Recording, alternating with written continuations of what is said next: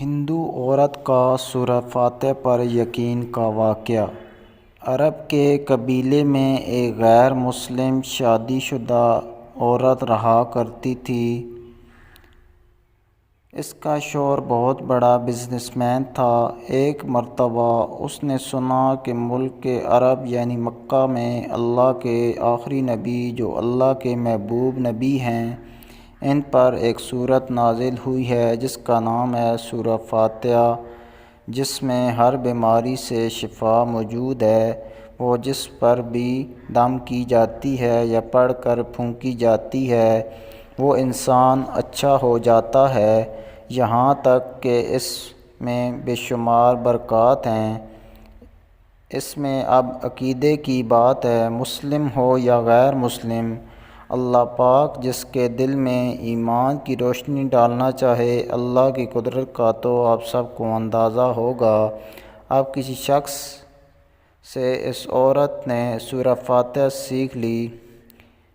پھر جب اس نے سورہ فاتحہ کا ترجمہ پڑھا تو اس کی آنکھوں میں آنسو آ گئے۔ وہ جب بھی یہ سورت پڑھتی تھی اللہ تعالیٰ اس کے بگڑے کاموں کو سنوار دیتا۔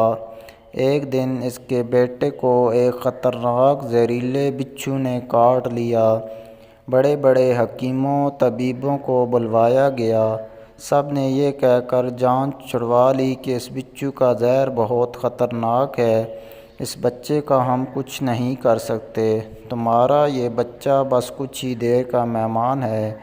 ماں کا رو رو کر برا حال تھا اور شوہر اپنے خداؤں کی عبادت کر رہا تھا، ان سے مدد مانگ رہا تھا۔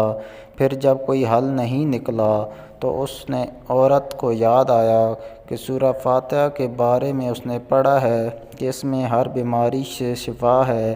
اس کے دل میں خیال آیا کہ اگر میں اس پڑھ کر اپنے بچے پر دم کروں تو کیا میرا بچہ ٹھیک ہو جائے گا، کیونکہ اللہ تعالیٰ نے اس عورت کو ایمان کی طرف لانا تھا، اس کے دل میں اسلام کی محبت مزید پیدا کرنی تھی، تو اس کی زبان میں تاثیر دے دی۔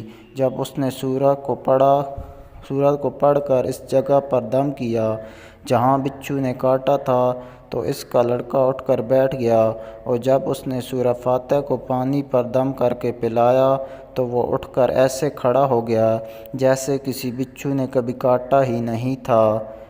اس کا شوہر دوڑتا ہوا اس کے پاس آیا اور کہنے لگا کہ کسی طبیب نے اور کسی حکیم نے اسے ٹھیک نہیں کیا، تو تم نے ایسا کیا عمل کیا جو یہ بچہ ٹھیک ہو گیا؟ اس نے کہا کچھ بھی تو نہیں، بس ایک سورت ہے جو ہر بیماری کو ٹھیک کر دیتی ہے، بس وہ مجھے یاد تھی، میں نے پڑھ کر اپنے بچے پر دم کیا اور اس کا پانی پلایا تو دیکھو یہ کیسے ٹھیک ہو گیا۔ ہمارا بچہ اس کا شوہر بجائے خوش ہونے کے اس سے ناراض ہو گیا کہ یہ تم کیا جادو ٹونے کر رہی ہو؟ اس کی بیوی کہنے لگی زندہ صحیح سلامت ہے ہمارا بچہ، ورنہ ہم سے بچھڑنے والا تھا۔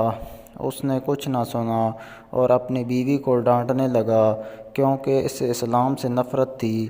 جب اس کی بیوی یہی عمل کرنے لگی تو اس کو اپنی بیوی سے بھی نفرت ہو گئی۔